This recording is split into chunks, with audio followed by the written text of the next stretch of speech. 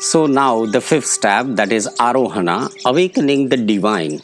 In this process, you will be breathing in through your palm centers. Okay, along with the inhaling with nostrils, you will be breathing in.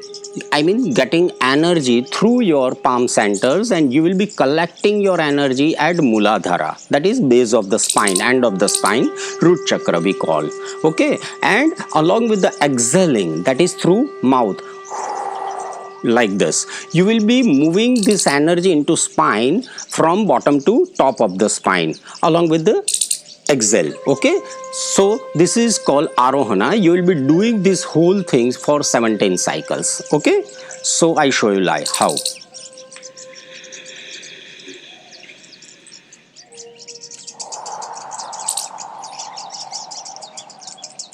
Neck little backward.